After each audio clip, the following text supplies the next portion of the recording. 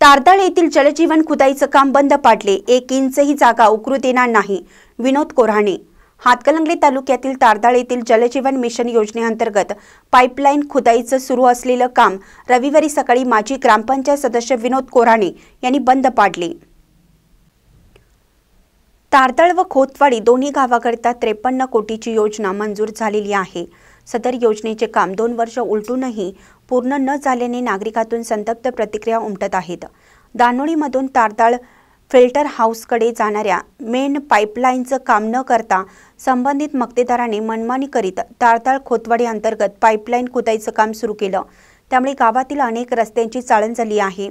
अशातच सध्या तारदाळ शाहूपूर रस्त्यालगत पाईपलाईन खुदाईचं काम सुरू करून रस्त्याची दुर्दशा करत आहेत. ही समस्या लक्षात घेत माजी ग्रामपंचायत सदस्य विनोद कोऱ्हाणे, सचिन पवार यांनी सुरू असलेलं खुदाईचं काम रविवारी सकाळी बंद पाडलं. तसेच मेन पाईपलाईनचे काम पूर्ण झाल्याशिवाय गावातील अंतर्गत पाईपलाईन खुदाईसाठी 1 इंचही जागा उकरू देणार नाही असा इशारा संबंधितांना दिला.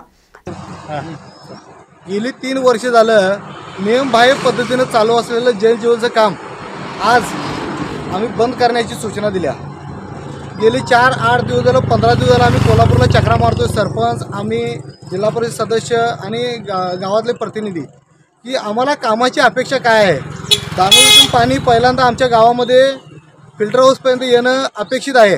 त्यासाठी येणाऱ्या काय अडचणी असतील ते आम्ही सोडवून देऊन ते काम चालू करण्यासाठी सूचना आम्ही कॉन्ट्रॅक्टरला जलजीवनचे अधिकारी चव्हाणसाहेब त्यांच्या ऑफिसमध्ये, त्यांच्या केबिनमध्ये आम्ही दिल्या होत्या.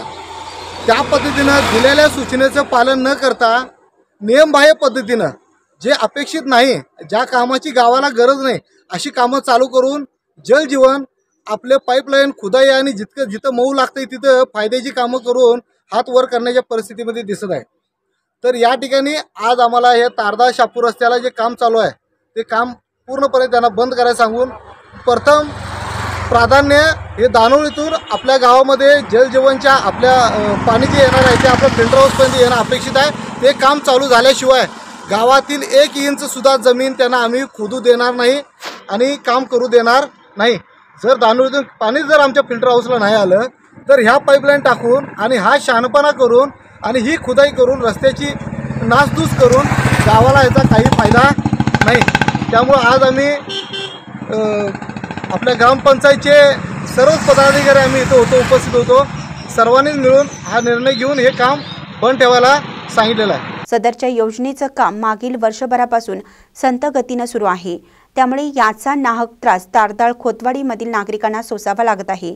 ही योजना मार्च 2025 अखेर पूर्ण होणं गरजेचं होतं.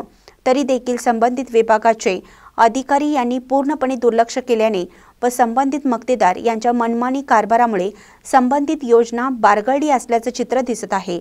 याबाबत जलजीवन योजनेचे संबंधित वरिष्ठ अधिकारी संजय चव्हाण यांच्याशी संपर्क साधला असता ते म्हणाले, सदर योजनेचं 50% काम पूर्ण झालं असून येणाऱ्या 1 महिन्यात दानोळीमधून तारदाळ येथील फिल्टर हाऊसमध्ये पाणी सोडण्याचा संकल्प असल्याचं सांगत या योजनेसाठी केंद्र शासन व राज्य शासनाचा निधी वेळेत मिळत नसल्याने कामास विलंब होत असल्याचे त्यांनी सांगितलं.